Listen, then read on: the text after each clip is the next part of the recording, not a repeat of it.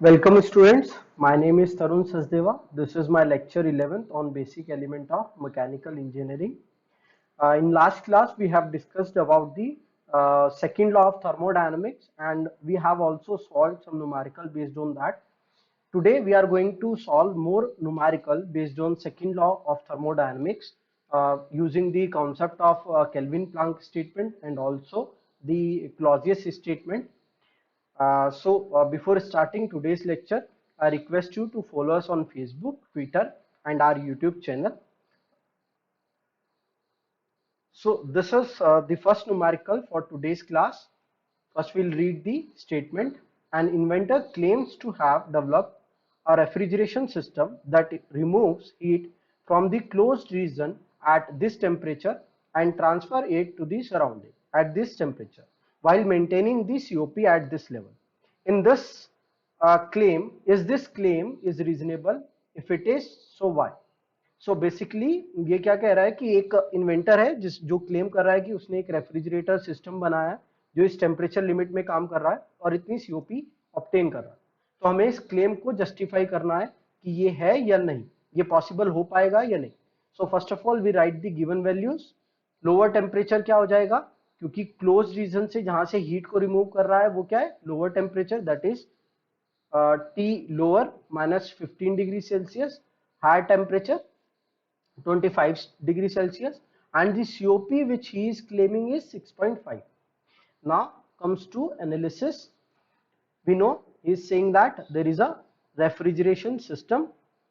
What it is doing, basically refrigeration system क्या करता है, ये बेस्ड है क्लॉजियस स्टेटमेंट के। टी लोअर टेम्परेचर से हीट को टी हायर टेम्परेचर में ट्रांसफर करता है with the use of some work input.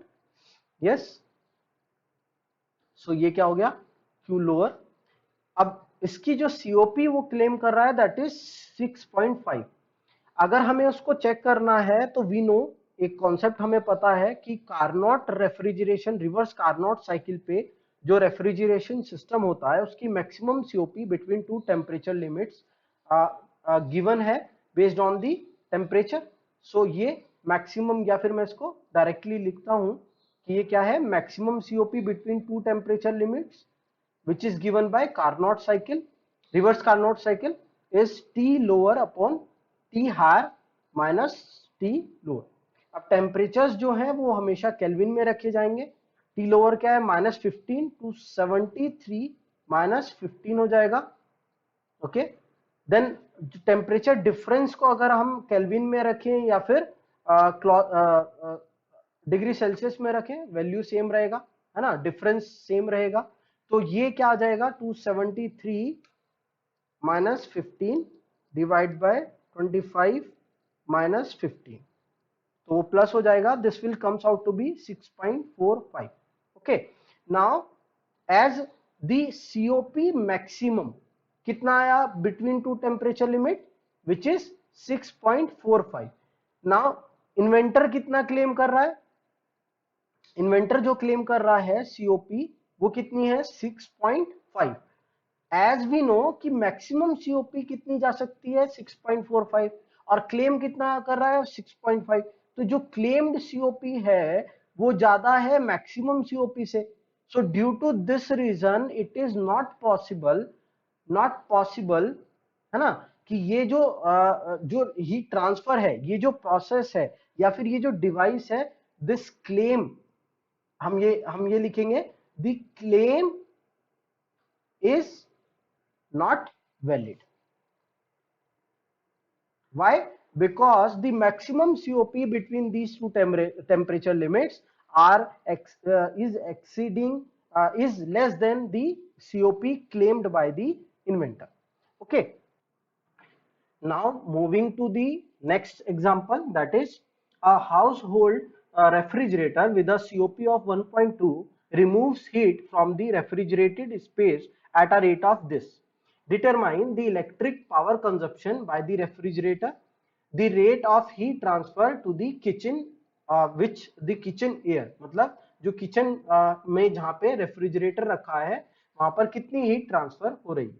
ठीक है, so will write the given values. What are the given values initially, that is COP 1.2 and the heat removed from the refrigerated space, यानी कि refrigerated space मतलब lower temperature है ना, lower temperature जहां पे maintain करना है वहां से कितनी हीट रिमूव हो रही है, that is 60 kilo joule per minute. So this is the given value and we need to find out. To find first A part अगर हम देखें तो power consumption, that is W net input. Now again the figure will be same. The heat removed from the lower temperature is QL. This is refrigerated space. W in is the work input and this is QH, higher temperature, the heat removed to the higher temperature. अच्छा, इसको अगर हम समझे, ये refrigerator है और heat कहां से आ रहा है, ये है रेफ्रिजरेटेड स्पेस. ये क्या है, रेफ्रिजरेटेड स्पेस है ना, जहां पे हमारा लोअर टेम्परेचर मेंटेन है. और ये क्या है हमारी, जहां पे हीट हम रिजेक्ट कर रहे हैं है ना, high heat, the heat which is rejected at higher temperature. तो ये क्या है, किचन की एयर है ना, जो किचन है, जो किचन का स्पेस है, that is the area where the heat is remove है ना. Now we need to find out W in. Okay, going to the analysis, we know the COP of a refrigerator is given by what, the heat, the desired effect, that is heat remove to work input.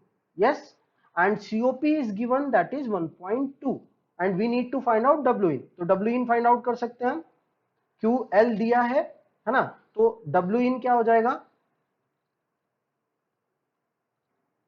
W in or the work input per unit time will be the heat removed by COP. तो heat removed कितना है हमारा, that is 60, but that 60 is kilo joule per minute. ये किस में है, kilo joule per minute में, kilo joule per minute. और हमसे पूछा किस में गया है, किलोवाट में, यानी कि किलो जूल पर सेकंड में. तो इसको किलो जूल पर सेकंड बनाने के लिए 60 से डिवाइड इनटू COP कितना है 1.2, दैट इज 1.2. तो ये कितना हो जाएगा, that will comes out to be 60 divide by 60 into 1.2. so that will comes out to be 0.833 in kilowatt. so ये क्या है, the power input to the compressor given the COP है ना. next B part is heat, rate of heat transfer to the kitchen air. तो वो क्या है, QH है ना, और QH है, तो अगर मैं B पार्ट निकालता हूं, so QH we need to find out. Okay, अगर मैं फर्स्ट लॉ ऑफ थर्मोडायनेमिक्स लगाता हूं, मेंटेनिंग दी सिस्टम, हमारा रेफ्रिजरेटर, तो ये रेफ्रिजरेटर किसी साइकिल पे वर्क कर रहा होगा, यस और नो है ना, साइकिल पे वर्क कर रहा होगा. तो हमें क्या पता है कि energy input will be equal to energy output. इसको हम इस तरह से भी लगा सकते हैं, एनर्जी इन क्या है, QL and W in. So इसमें लिखिए QL plus W in is equal to Q out. So that is QH है ना, QH ही तो आउट जा रहा है सिस्टम से, एरो बाहर की साइड है ना.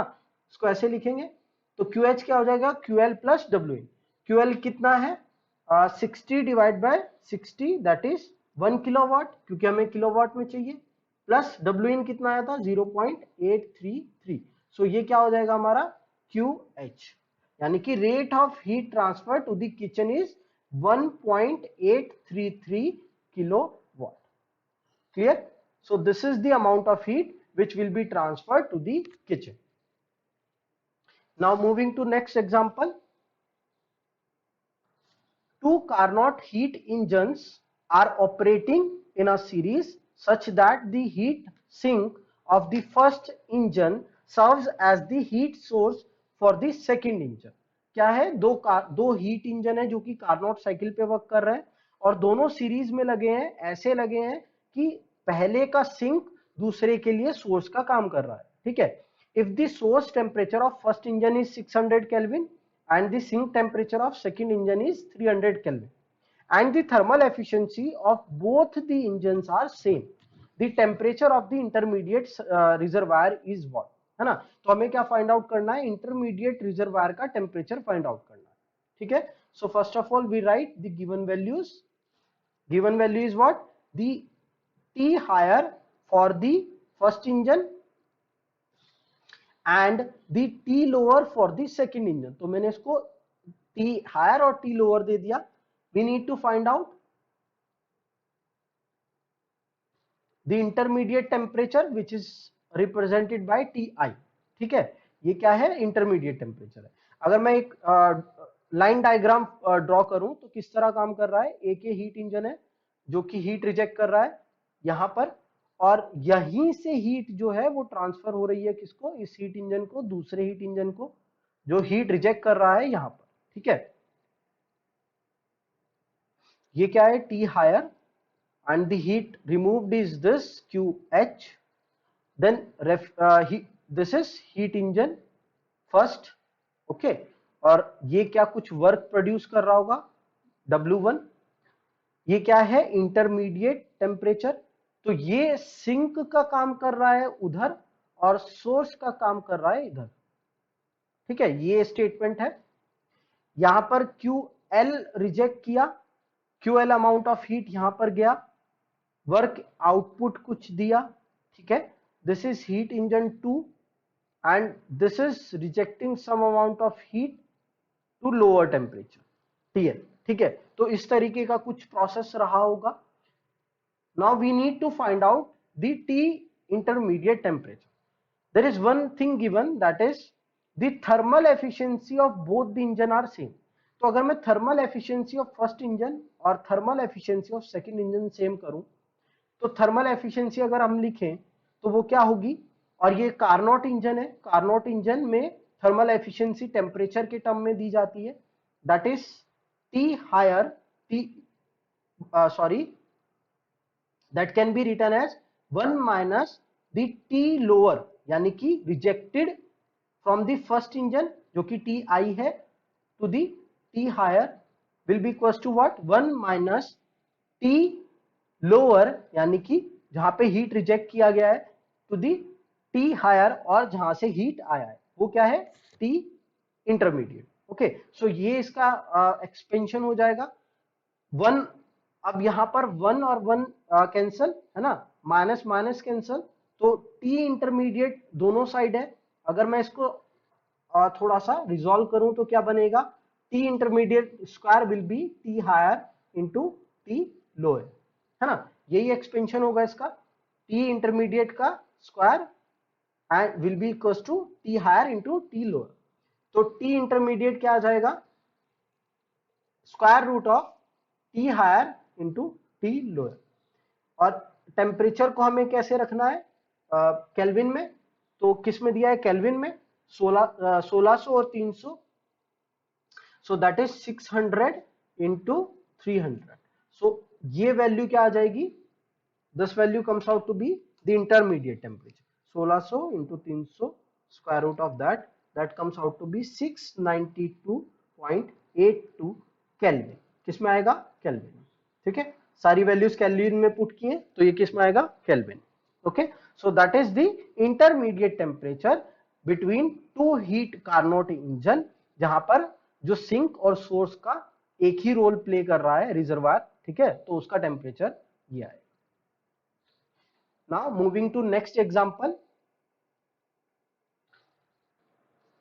It is proposed to design a cold storage for maintaining certain vegetables under frozen condition at this temperature.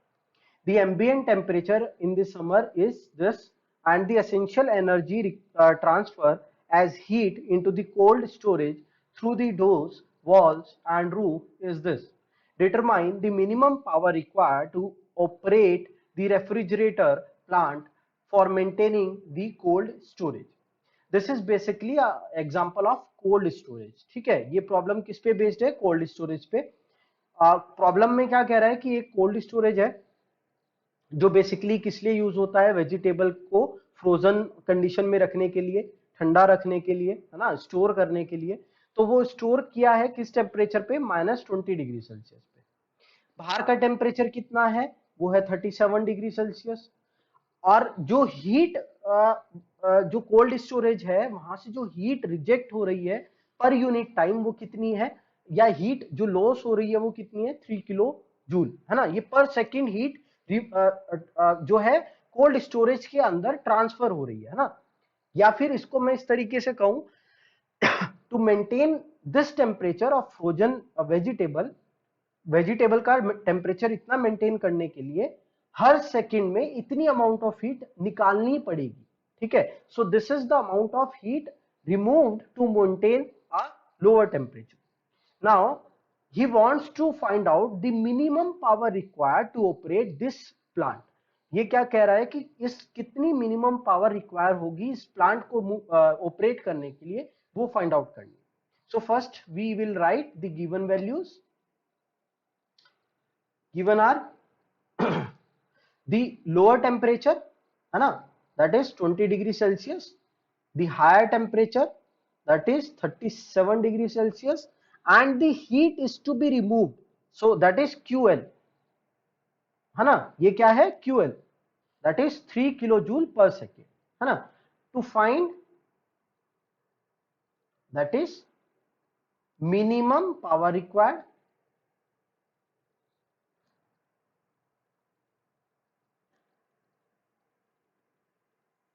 Minimum power required that is W इन, है ना। मैं इसको W से या P से भी, पावर है तो P, जनरली हम P का पावर को P से रिप्रेजेंट करते हैं, तो हम इसको PN ले लेते हैं, है ना, power input. Now analysis says that अगर मिनिमम पावर की बात हो रही है तो उसकी मैक्सिमम सीओपी होगी तभी वो मिनिमम पावर ले पाएगा, है ना। भाई कोई भी सिस्टम है, हमने ये देखा था कि जैसे हीट इंजन में मैक्सिमम एफिशिएंसी कार्नोट साइकिल देती है, वैसे ही रिवर्स्ड इंजन में, या फिर मैं बोलूं रेफ्रिजरेटर और हीट पंप में मैक्सिमम सीओपी रिवर्स कार्नोट देती है। तो रिवर्स कार्नोट सीओपी जो है वो मैक्सिमम सीओपी है बिटवीन टू टेम्परेचर लिमिट। तो अगर बात करें और लाइन डायग्राम अगेन ड्रॉ करें, तो ये है लोअर टेम्परेचर वेजिटेबल का, यहां से हीट को रिमूव करना है। हीट को कितना रिमूव करना है, QL, क्यों, क्योंकि उतना टेम्परेचर मेंटेन रखना है, ठीक है।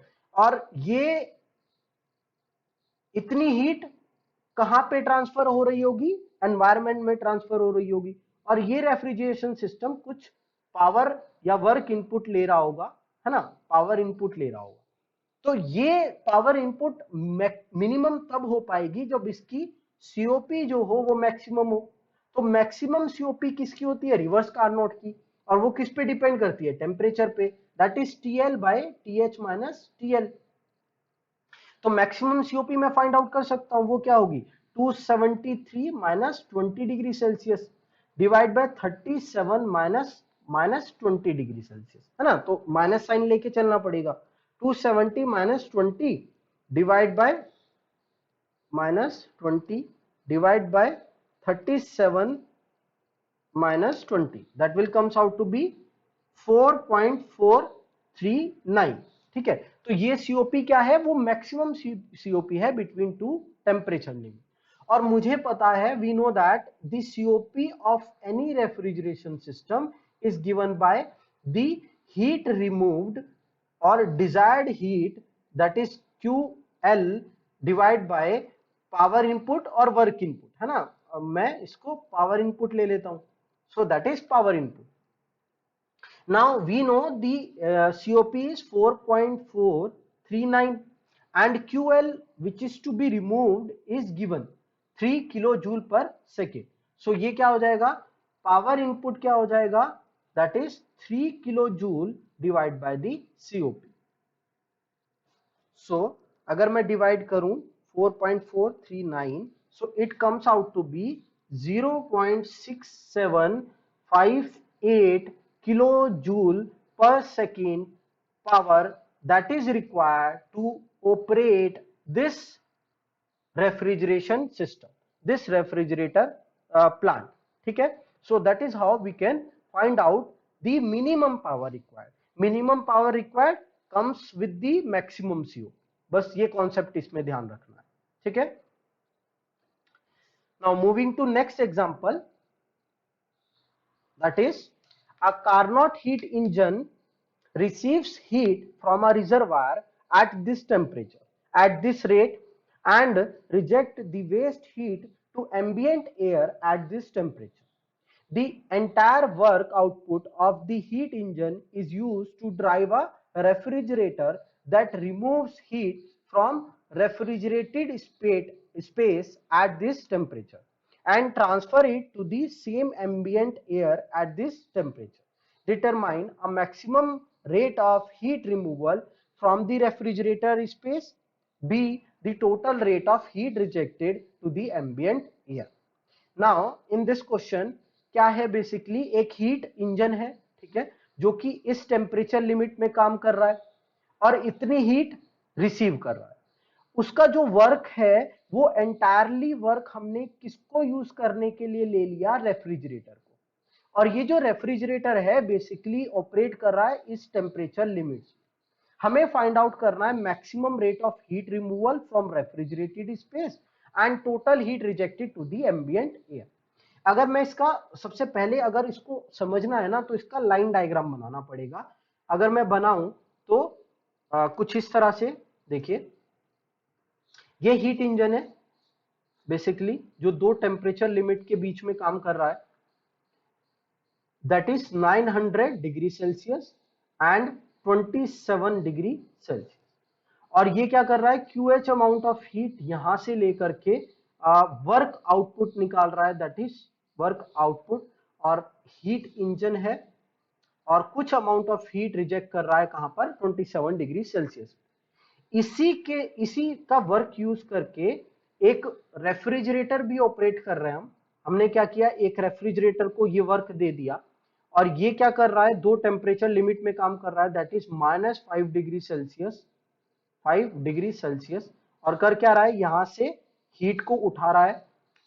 He is taking heat from this reservoir and giving heat to 27 degree Celsius again, है ना। और ये कितना अमाउंट है, QL डैश से रिप्रेजेंट करते हैं, ये हो गया QH डैश और ये क्या है, रेफ्रिजरेटर, ठीक है। हमने क्या किया, इसका वर्क, टोटल वर्क इसको दे दिया, तो ये वर्क आउटपुट किसके बराबर हो गया, वर्क इनपुट के बराबर, ठीक है। सो इस केस में हमें दो चीजें फाइंड आउट करनी है, एक तो maximum rate of heat removal from the refrigerator यानी कि QL डैश का maximum amount and total heat to the rejected to the ambient air. और एम्बिएंट एयर किस टेम्परेचर पे है, 27।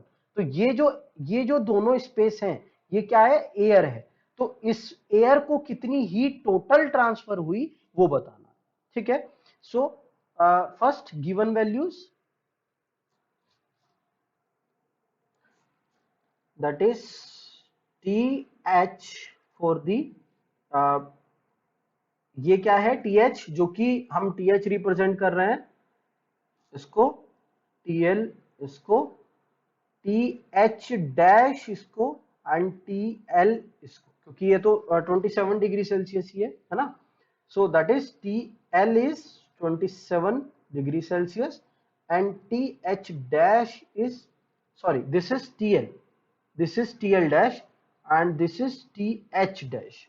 अच्छा, so TH dash is 27 degree Celsius and TL dash is -5 degree Celsius. Okay.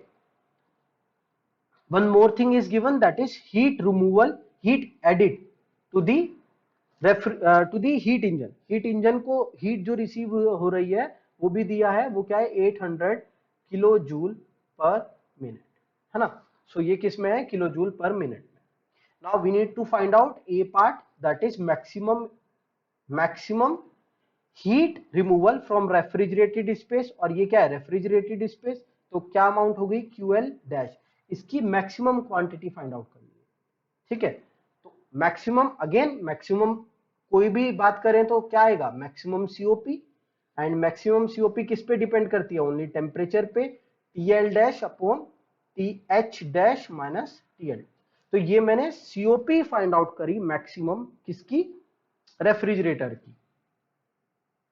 So values put करते हैं, -5 273 -5 divide by 27 -5 degree. ठीक है, values सही है। 273 -5 divide by 27 -5, so that is comes out to be 8.375। ठीक है, सो ये हो गया 8.375, ये मैक्सिमम सीओपी हो गया। And we know the COP maximum will be equals to what, the QL dash upon work input, है ना, QL dash upon work input. QL dash हमें फाइंड आउट करना है ना, और वर्क इनपुट जो है वो हमें कहां से मिलेगा, वो हमारे पास नहीं है, but this is equal to work output. ये किसके बराबर है, वर्क आउटपुट पे, है ना। तो वर्क आउटपुट के अगर बराबर है और हमें पता है ये क्या है, Carnot heat engine, work output किसका है, कार्नोट हीट इंजन का, तो वो हम फाइंड आउट कर सकते हैं। So write down, this is equation first, equation first है ये। तो अब हम हीट इंजन को ले रहे हैं, heat engine which is basically Carnot. Carnot है तो उसकी एफिशिएंसी सबसे पहले फाइंड आउट कर सकते हैं, maximum efficiency that is 1 minus T lower by T higher. So 1 minus Kelvin में, सब कुछ टेम्परेचर केल्विन में रखना है, तो टी लोअर क्या है 27 273, it comes out to be 300 divide by 900 plus 273। okay, so that is 1073। so 300 divide by 1073, 1 minus this, so ये क्या आ जाएगा 0.744।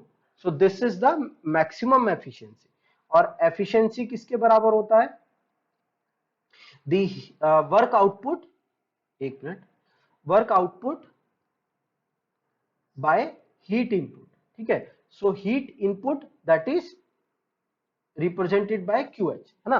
तो QH हमें दिया है, वर्क आउटपुट निकल जाएगा, work output will be efficiency into QH, that is 744 into क्या अमाउंट है, दैट इज 800। सो ये कितना हो गया 800। So this will comes out to be, work output will comes out to be 0.744 into 800, so it is 595.2 unit. क्या होगा, kilo joule per minute. ठीक है, क्योंकि ये भी किस में था, किलो जूल पर यूनिट में, मिनट में। ये वर्क आउटपुट हो गया, और वर्क आउटपुट किसके बराबर है, ये टोटल वर्क हम किसको दे दे रहे हैं, वर्क इनपुट के, है ना। तो we can find out the QL ना। सो COP फ्रॉम इक्वेशन, मैं यहां पे लिख देता हूं, from equation first, COP will be equals to what, 8.375। इसका अमाउंट कितना है 8.375 will be equals to the QL dash upon work input। Work input हमें मिल गया है, अब तो हम QL dash निकाल सकते हैं। QL dash कितना हो जाएगा 8.375 into work input, that is 595.2। ठीक है, 8.375 into 595.2, सो ये आ जाएगा आपका 4984.2, sorry 8 kilo joule per minute. अगर इसको किलोवाट में लाना है तो क्या करना होगा, 60 से डिवाइड बाय 60, तो ये कितना हो जाएगा 83.08 किलो वाट, है ना। So this is the amount of heat to be removed, है ना, maximum. Now B part, B part क्या कह रहा है, बी पार्ट हमें बोला है कि find out the total rate of heat rejected to the ambient air. तो टोटल हीट कितना होगा, QL प्लस QH डैश। ठीक है, एयर को कितना हीट रिजेक्ट होगा, QL plus QH dash.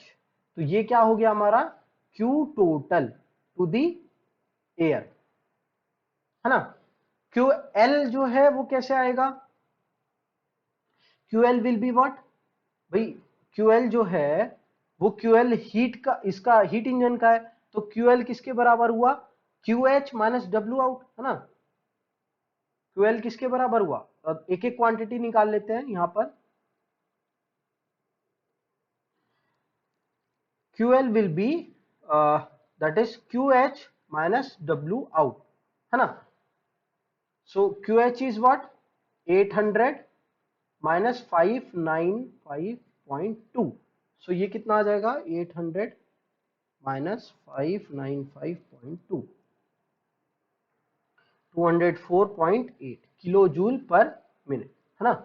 Then QH dash किसके बराबर आ जाएगा, QH dash is what, that is QL plus W इन, ये ध्यान रखना है ना। ये किसके बराबर है, QL प्लस W इन, यहां से QH dash is QL plus W in.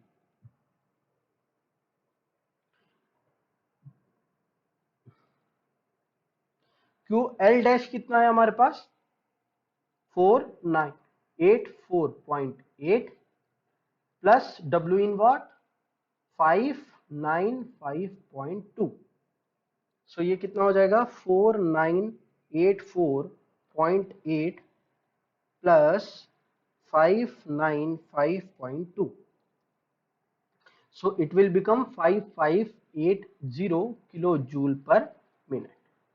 सो दोनों क्वांटिटीज को ऐड कर दें तो Q टोटल आ जाएगा, सो ये कितना हो गया, दैट इज QL 204.8 प्लस 5580, सो ये हो जाएगा प्लस 204.8, दैट इज 5784.8, ये किस में आएगा, kilo joule per minute. Okay, so that is how you can find out the total amount of heat transfer. अगर इसको मिनट्स में लिखना है तो ये किसके बराबर आ जाएगा, 96.41 किलो वाट, ठीक है। सो ये किस में आया, किलो वाट, 60 से डिवाइड, ठीक है। Now moving to next example, example 6. A heat pump with a COP of 3.2 is used to heat a perfectly sealed house, no air leakage, that is mean to sealed house. The entire mass within the house of air, furniture, etc.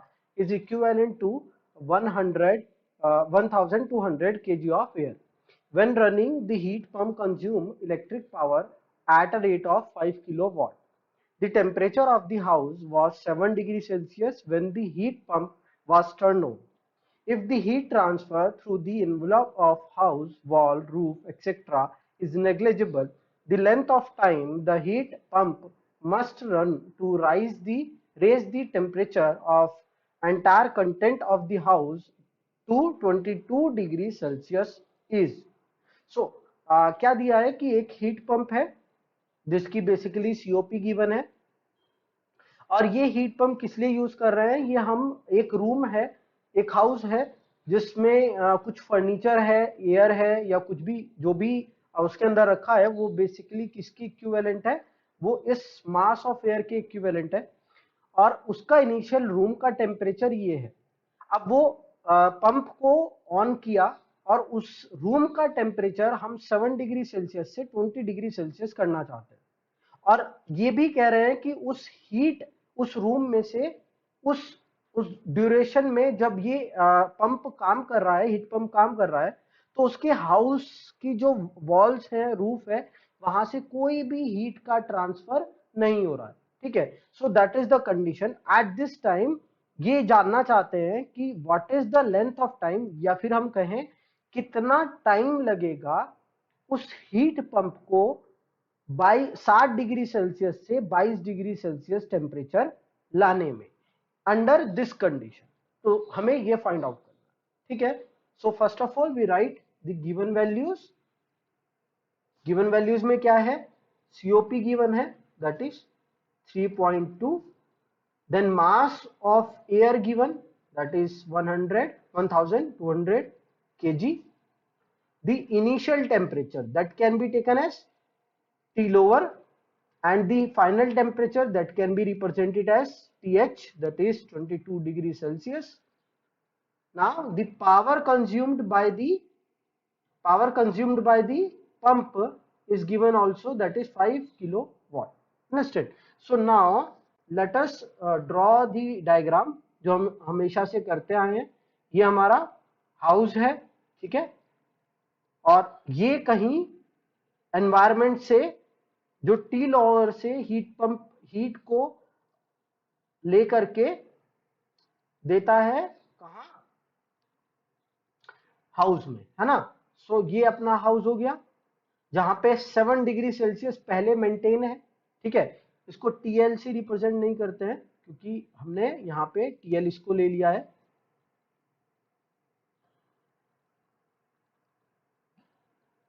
ये T R ले लेते हैं. T R मतलब reservoir.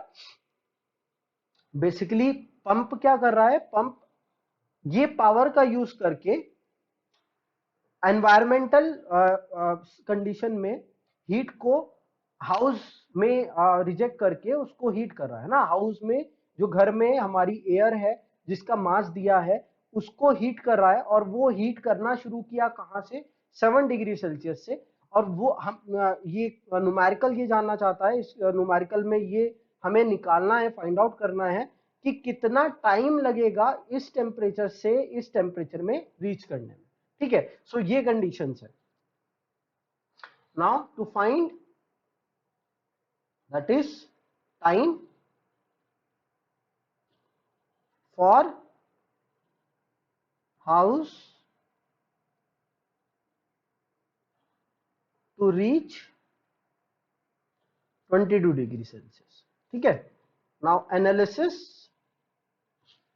we know that what is given, power is given, COP is given, so we can use COP of a heat pump is given by the desired effect, that is QH. क्या desired effect होता है, QH by power. अब ध्यान रखना कि यहाँ पे कहीं पे नहीं लिखा है कि ये कार्नोट पंप है ना. ये पंप जो है ये कार्नोट साइकिल पे काम कर रहा है, ये कहीं मेंशन नहीं है. तो इसकी सीओपी हम टेम्परेचर वाला फॉर्मूला लगा करके नहीं निकाल सकते, है ना. हमें यही फॉर्मूला यूज करना होगा. सो QH will become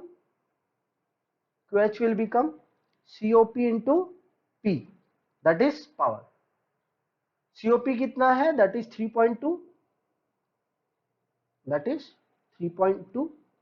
power is what, power is 5 kilowatt, so that is 5 kilowatt. तो ये टोटल कितना आ जाएगा, 3.2 into 5, that is 16 kilowatt. सो ये हीट है जो रूम में पंप के द्वारा हर सेकंड में प्रोवाइड की जाएगी. यस और नो, यही डिजायर इफेक्ट है. This is the heat which pump rejected to the house per second, है ना. So now what we need to do, what is that, कि ये हाउस का टेम्परेचर 7 डिग्री सेल्सियस से 22 डिग्री सेल्सियस कब पहुंचेगा, है ना. तो हम ये देख लें, the heat require for heating air from TL to TH. यानी कि अगर हम ये फाइंड आउट कर लें कि कितनी हीट रिक्वायर होगी to get this temperature, then we can know कि कितना टोटल अमाउंट ऑफ हीट चाहिए होगा. और टोटल अमाउंट ऑफ हीट मिल जाएगा, और हमें पता है पर सेकंड कितना हीट हम उसको दे रहे हैं, तो हम टाइम निकाल सकते हैं कि कितना टाइम लगेगा उसको, है ना, उतना हीट करने में.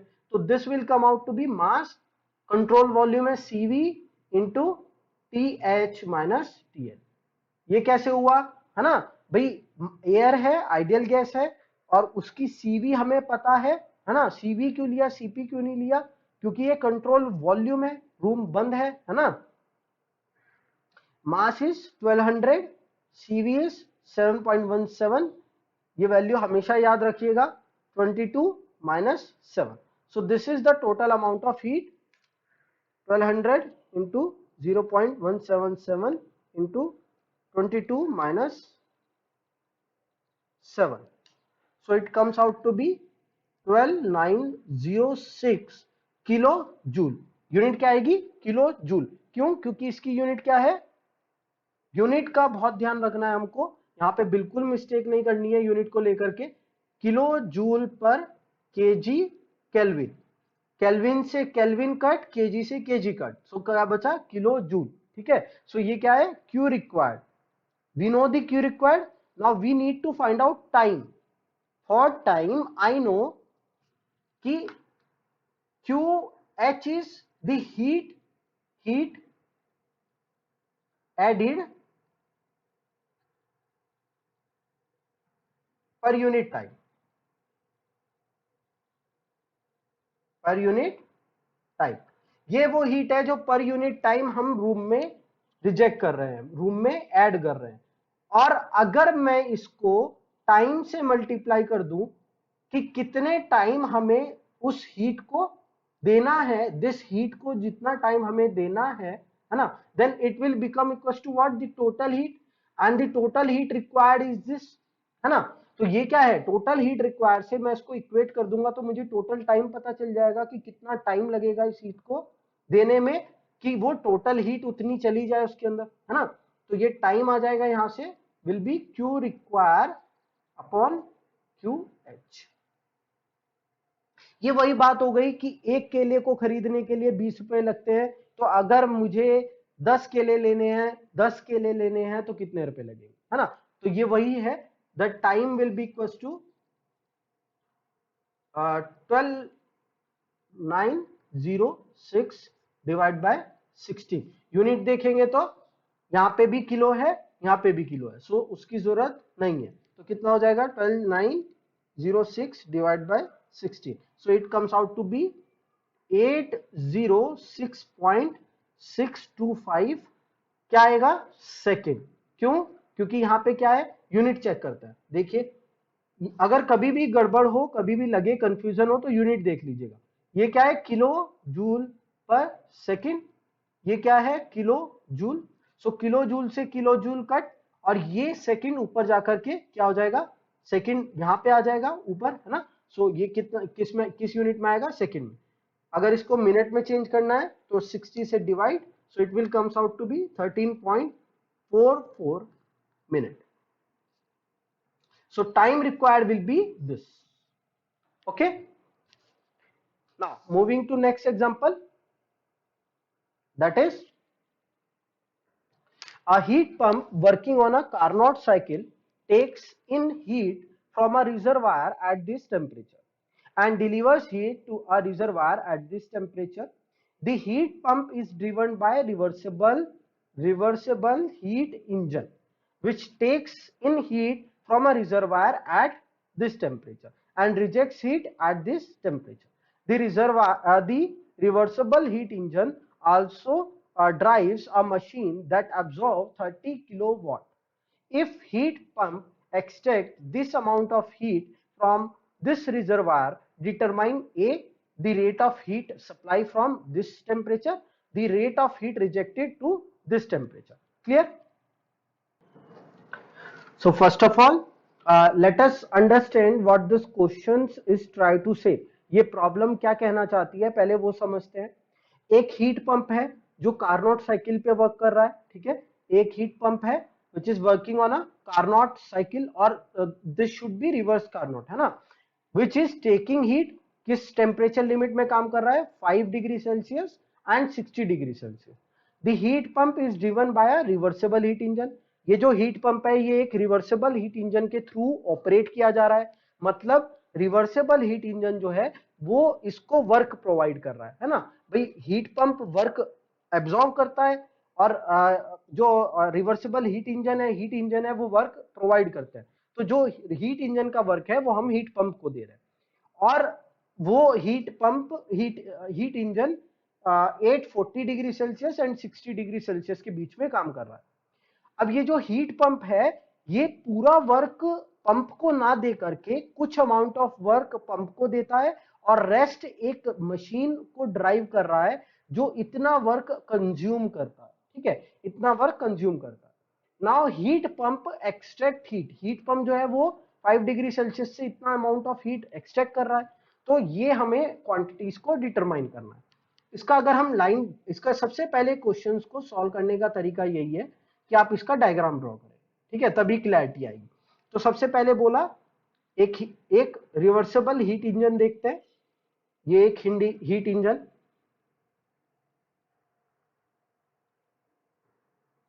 जो कि दो टेम्परेचर लिमिट में काम कर रहा है, that is TH, that is 480 degree Celsius, TL that is 60 degree Celsius. Clear? This is heat engine, ठीक है। अब ये हीट यहां से कुछ अमाउंट ऑफ हीट ले रहा होगा और कुछ अमाउंट ऑफ हीट रिजेक्ट कर रहा होगा लोअर टेम्परेचर, और कुछ वर्क आउटपुट यहां पे प्रोड्यूस किया होगा, या फिर this work output is given by the heat engine, है ना। अब ये वर्क जो है टोटल, ये एक मशीन को चलाने में जा रहा है, जो कि क्या है, this is one machine which is 30 kilowatt, and the rest amount of work is given to heat pump. So यहां पे एक हीट पंप है जिसको यहां पे ये वर्क प्रोवाइड किया जा रहा है, और ये हीट पंप बेसिकली क्या कर रहा है, ये एक हीट पंप है जो कि क्या कर रहा है, किस अमाउंट ऑफ टेम्परेचर से, ये 5 डिग्री सेल्सियस से हीट लेके QL dash TL dash, that is 5 degree Celsius, and it is also giving heat to TH dash, that is 60 degree Celsius, है ना, 60 degree celsius and 5 degree Celsius. अब ये amount of work input that is W2, ये work लेकर के heat कहां पे, lower temperature से हायर टेम्परेचर में हीट को डिलीवर कर रहा है। सो ये पूरा एक्सप्लेनेशन जो एग्जांपल है उसका ड्राइंग ये हो गया, ठीक है। Now will write the given values. Given value क्या है, दैट इज हीट पंप देखें, हीट इंजन देखें, हीट इंजन के लिए TH दिया है, जिसको हमने TH से रिप्रेजेंट किया है, that is 840 degree Celsius. Then TL is given, that is 60 degree Celsius. Then this work done, that is W1 30 kilowatt, and the heat extracted from 5 degree Celsius. 5 degree Celsius से क्या heat है, QL dash, तो QL dash की value दी है, that is 17 kilo joule per second, joule per second is what, ठीक है। To find क्या करना है,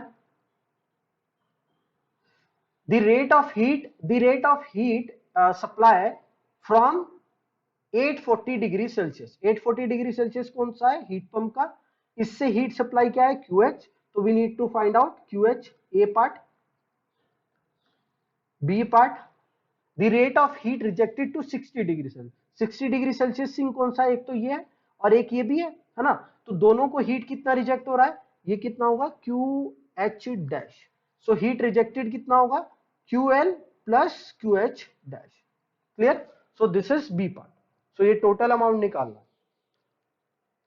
हाउ टू सॉल्व, सबसे पहले हमको देखना है उसने क्या बोला, किसकी क्वांटिटीज दी है, हमको दिया है QL अगर दिया है तो हम हीट पंप को पकड़ सकते हैं, है ना, क्योंकि इसकी एक नॉन वैल्यू है, और एक और नॉन वैल्यू क्या है कि ये heat pump reverse Carnot cycle पे वर्क करता है, जिसकी वजह से हम इसकी COP फाइंड आउट कर सकते हैं। तो हीट पंप को लेते हैं सबसे पहले, ठीक है, उसकी COP फाइंड आउट करते हैं। COP of heat pump is what, TH dash upon TH dash minus TL dash. So TH dash is what? That is higher temperature 60 degree Celsius. तो 273 plus 60 divide by 60 minus 5. So ये कितना आ जाएगा, 273 plus 60 divide by 60 minus 5. So it comes out to be 6.055. सो ये basically इसकी COP आ गई। COP आ गई तो मैं COP को क्या लिख सकता हूं, COP of heat pump is also written as the refrigeration effect, that is QH, by work input. Yes or no? The refrigeration effect by work input. लेकिन रेफ्रिजरेशन इफेक्ट नहीं दिया है, ना वर्क इनपुट दिया है, तो वर्क इनपुट क्या है यहां पर, हम क्या लिख सकते हैं, refrigeration effect QH can be return as QH can be return as QL plus W2. Yes और नो? ये हम हमेशा से देखते हैं. सो यहां पे मैं लिख दे रहा हूं QH dash is what, QL dash plus W2 and W in is what, W2. तो QL dash plus W2 divide by W2. So this is what we can write, है ना, हम इसको ऐसे भी लिख सकते हैं. Now we know QL, we know COP, W2 find out करना है. एक इक्वेशन एक unknown, we can easily find out it. 5 divide by QL कितना हो जाएगा, इसको आप ऐसे लिख सकते हैं QL dash upon W2 plus 1. Yes और नो, है ना. W2 divide by W2 is 1, QL. सो 1 उधर जाएगा, माइनस हो जाएगा, और W2 की वैल्यू क्या हो जाएगी, QL dash upon 6.055 minus 1. Clear, यही हो जाएगी. QL की वैल्यू हमें दी गई है, that is 17 divide by 6.055 minus 1. So ये वैल्यू आपकी आ जाएगी किसकी, W2 की. So 17 divide by 6.055 minus 1. So it comes out to be 3.36 kilowatt. ठीक है. सो ये क्या है, work input to the, W2 find out हो गया. W2 क्या है, work input to the heat pump. तो अगर work input to the heat pump आ गया और वर्क W1 भी पता है, तो W2 आ जाएगा. सो W वर्क आउटपुट आ जाएगा, जो कि किसका है, हीट इंजन का. That is equal to W1 plus W2. W1 is 30, W2 is what, 3.36. Okay. So ये क्या हो जाएगा, 33.36. So this is what the work output from the heat engine. Now we know the work output and we need to find out what, QH. QH found out करना है, work output मिल गया. Efficiency अगर पता चल जाए तो हो जाएगा काम. एफिशिएंसी कैसे निकाल सकते हैं, कि ये जो इंजन है वो क्या है, रिवर्सिबल हीट इंजन. अगर रिवर्सिबल हीट इंजन है तो इसकी सीओपी क्या होगी, और सॉरी एफिशिएंसी किस पे डिपेंड करेगी, of heat engine is depend on temperature. So that is 1 minus TL by TH. Clear? 1 minus TL is what? TL is 60 degree Celsius. 60 को हमें केल्विन में लिखना होगा, that is 333 divide by TH is 840. 840 plus 273, that is 1103. 13. So ये हो गया total, और divide by 113, 1 minus 10.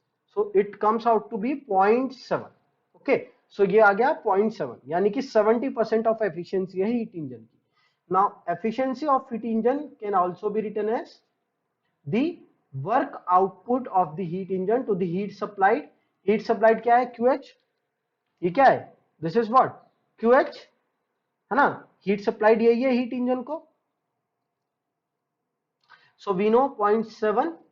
So QH आ जाएगा, QH will be equal to what, WH by W work output divide by 0.7. So ये हो गया 33.36 divide bye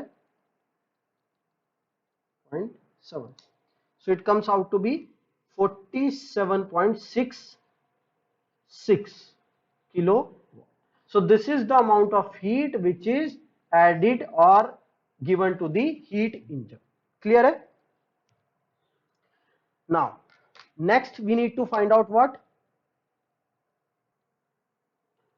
we need to find out B part. B part is QL plus QH dash. अच्छा, QL और QH dash find out करना है. Part B.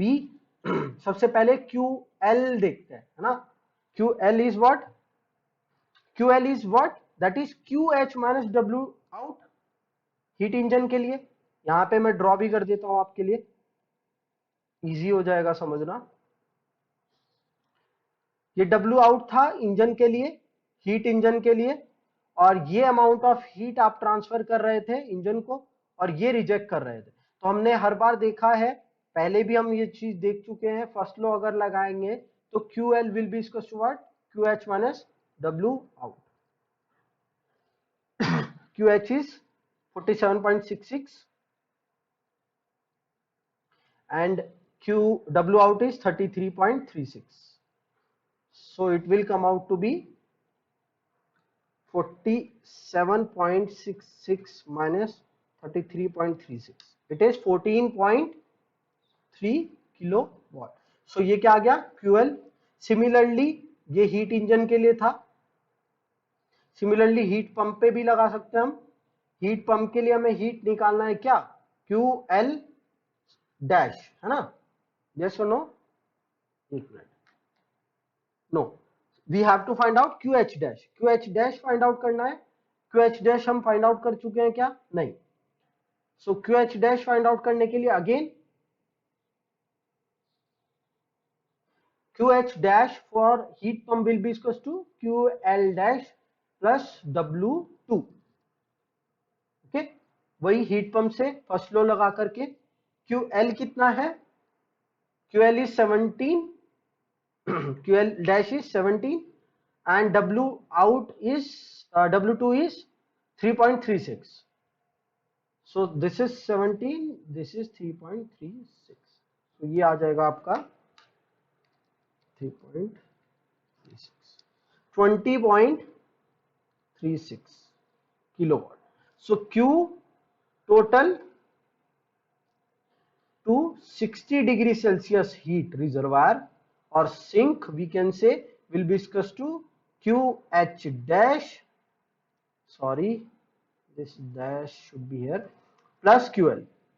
So ये कितना हो जाएगा 14.3 plus 20.36 प्लस 14.3, तो ये आ जाएगा आपका 34.66 kilo. So this is your what answer. So that is how you can solve this example is some combination of, अभी तक हमने क्या किया था कि टोटल वर्क हम हीट पंप को, एक हीट इंजन का यूज करके एक हीट पंप को चलाते थे, लेकिन इसमें एक और वेरिएशन है कि इसमें एक और डिवाइस का यूज किया गया। आपको बस ये ध्यान रखना है कि आपको ये देखना है क्या क्वांटिटी गिवन है, उसका यूज करके हम किस क्वांटिटी को फाइंड आउट कर सकते हैं, ठीक है। Now moving to next example, and this is the last example for today's class. An ice making plant produces ice at atmospheric pressure and at this temperature from water which is initially at 10 degrees Celsius. The mean temperature of the cooling water circulating through the condenser of the refrigerating machine is this. Evaluate the minimum electrical work in kilowatt hour required to produce 1 ton of ice, ठीक है, and the enthalpy of fusion of ice at atmospheric pressure is also given. देखिए एक ice making plant है जो क्या कर रहा है, एक आइस प्रोड्यूस कर रहा है एटमॉस्फेरिक प्रेशर पे एंड -0 डिग्री सेल्सियस पे फ्रॉम वाटर, है ना, वाटर से which is initially at 10 degree Celsius. तो मतलब क्या हुआ, आपके पास पानी था 10 डिग्री सेल्सियस पे, आपको उसको आइस बनाना है 0 डिग्री सेल्सियस पे, और उसको बनाने के लिए आप एक आइस मेकिंग प्लांट यूज कर रहे हैं, ठीक है। The mean temperature of cooling water circulating through the condenser for refrigerating machine is this. Evaluate the minimum electrical work required in this to produce 1 ton of ice। मतलब इस temperature से 1 ton of ice बनाने के लिए कितनी minimum electrical work हमें देना होगा, ये हमें फाइंड आउट करना है। Clear? So first of all we need to find out, write down given values. The initial temperature of water is 10 degree Celsius. The final temperature is to be 0 degree Celsius. Understand?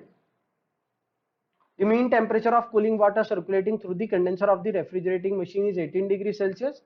and evaluating the minimum power, and the mass of the ice is given 1 ton, which is equal to 10 की power 3 kg. Understand? The enthalpy of fusion is also given, that is मतलब ice से 0 degree Celsius temperature से 0 degree Celsius ice बनाने में इतनी heat की required, इसको बोलते हैं enthalpy of fusion, latent heat, है ना. टू फाइंड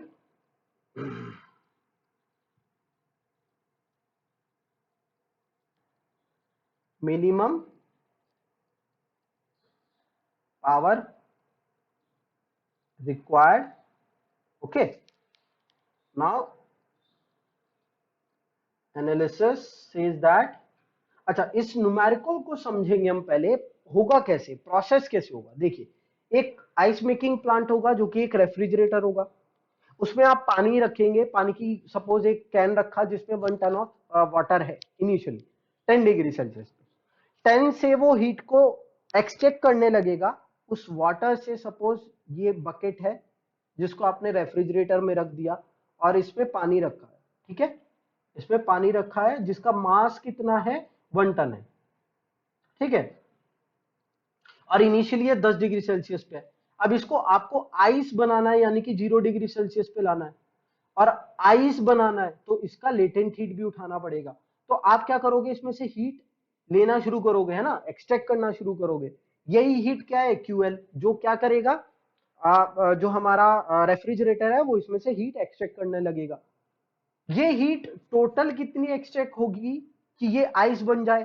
तो यानी कि पहले 10 डिग्री सेल्सियस से 0 डिग्री सेल्सियस वाटर, है ना, ये क्या है, वाटर. 10 डिग्री सेल्सियस से पहले इसको 0 डिग्री सेल्सियस वाटर में लाना पड़ेगा, तो इतनी अमाउंट ऑफ हीट वाटर से एक्सट्रैक्ट करनी पड़ेगी. प्लस 0 डिग्री सेल्सियस वाटर से आपको इसको 0 डिग्री सेल्सियस आइस में भी लाना पड़ेगा, तभी ये आइस बनेगा, है ना. तो इसमें लेटेंट हीट जाएगा, इसमें सेंसिबल हीट जाएगा. क्लियर. सो इतनी अमाउंट ऑफ हीट आपको उसमें से एक्सट्रैक्ट करनी है. अब आपको पावर इनपुट मिनिमम बताना है, तो पावर डिजायर्ड इफेक्ट क्या हो गया आपका, ये हो गया. और अगर आप इस टेम्परेचर लिमिट के बीच की बात करें, विच इज कंडेंसर टेम्परेचर. ये कंडेंसर का क्या कॉन्सेप्ट है, condenser is basically expose to environment. तो जो एनवायरमेंट का टेम्परेचर होगा उसी में कंडेंसर का टेम्परेचर होगा. उस कंडेंसर टेम्परेचर पे आप हीट को रिजेक्ट कर रहे हो, है ना. तो जो आपका रेफ्रिजरेटर है वो किस पे काम कर रहा है, 2 टेम्परेचर में काम कर रहा है. एक तो ये क्या है, टी लोअर, जहां से हीट को वो एक्सट्रैक्ट कर रहा है. और यहाँ पे लोअर क्या बनाना है, 0 डिग्री सेल्सियस बनाना है. तो कुछ अमाउंट ऑफ क्यू एल ये एक्सट्रैक्ट करेगा. इसको आप पावर इनपुट देंगे. रेफ्रिजरेटर है, यहाँ पे हीट को रिजेक्ट करेगा. और ये कौन सा टेम्परेचर होगा, टी हायर. कौन सा, एनवायरमेंट का या फिर कंडेंसर का. तो कंडेंसर का कूलिंग कॉइल्स का टेम्परेचर कितना है, 18 डिग्री सेल्सियस गिवन है. ठीक है.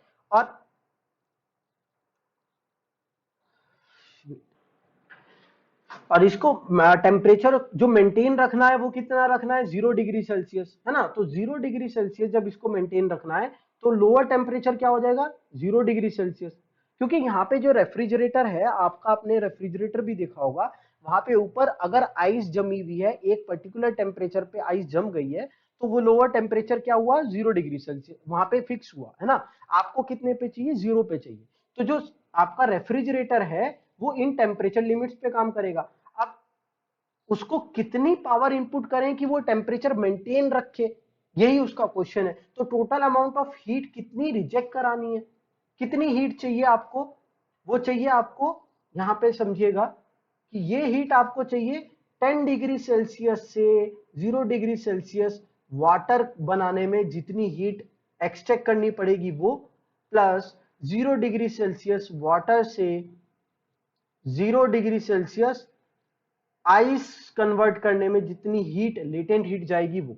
तो इसको लिखूं अगर, तो mass of water into C of water, heat capacity of water into temperature difference, that is the initial temperature minus the final temperature. Okay, plus 0 degree Celsius water से 0 degree Celsius ice, यानी कि latent heat है, तो mass into enthalpy latent heat, है ना। सो मास कितना है, that is 1000। CP of water हमेशा क्या होती है, 1.18 kilo joule per KG. Heat कितना चाहिए, 10 डिग्री सेल्सियस से 0 पे बनाना है, प्लस मास 1000, हीट कितना 33.5। ये सब किस में है, किलो, क्योंकि ये भी किलो जूल में है, ये भी किलो जूल में है। तो ये टोटल अमाउंट ऑफ हीट आपको एक्सट्रैक्ट करनी पड़ेगी कहां से, वाटर से, टू मेक इट आइस। इसको फाइंड आउट कर लेते हैं। 4.18 into 10 plus 1000 into 3.5, that is 375,300 kilo joule. ठीक है, ये कितना हो जाएगा, kilo joule of heat you have to extract from the water to make it ice, है ना। या फिर रेफ्रिजरेटर को इतना अमाउंट ऑफ हीट उससे एक्सट्रैक्ट करना पड़ेगा। ठीक है, तो ये तो हीट हो गया आपका।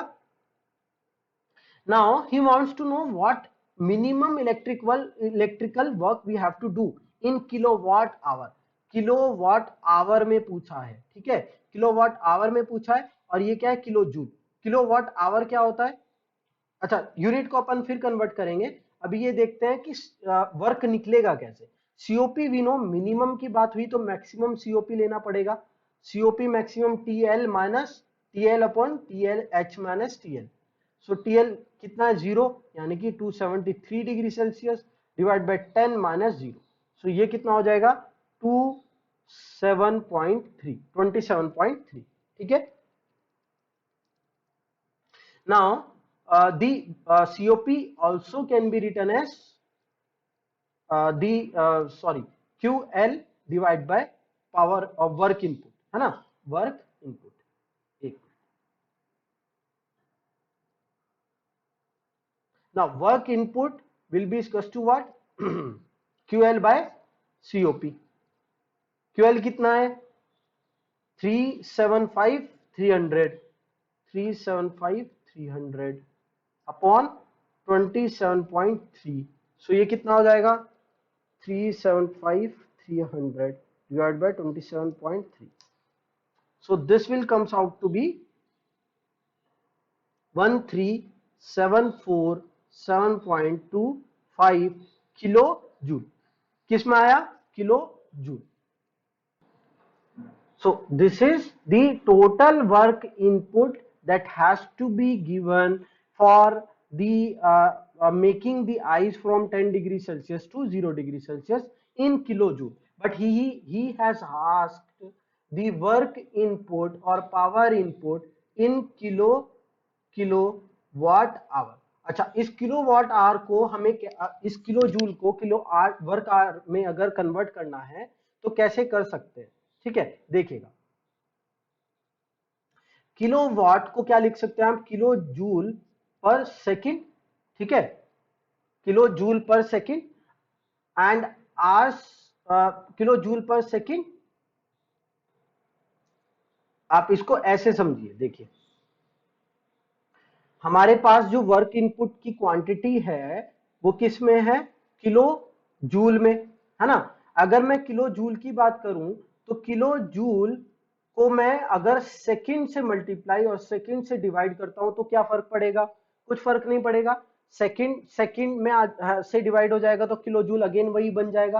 अब किलो जूल को मैं जूल पर सेकंड को लिख सकता हूं व्हाट, सेकंड, इस सेकंड को अगर मुझे आर में कन्वर्ट करना है, सेकंड को अगर मुझे आर में कन्वर्ट करना है तो मैं क्या कर सकता हूं, सेकंड को आप क्या करिए, सेकंड को लिख दीजिए आर, है ना, और सेकंड को आर में कन्वर्ट करना है तो आपको उसको 3600 से डिवाइड करना पड़ेगा।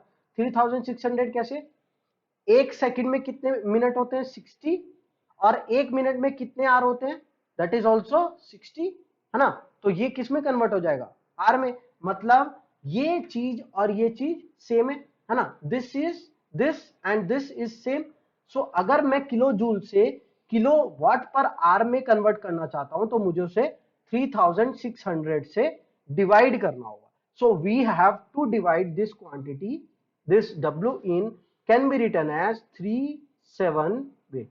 7 47.25 को अगर मैं 3600 से डिवाइड कर दूं तो इसकी यूनिट को मैं लिख सकता हूं किलोवाट आवर।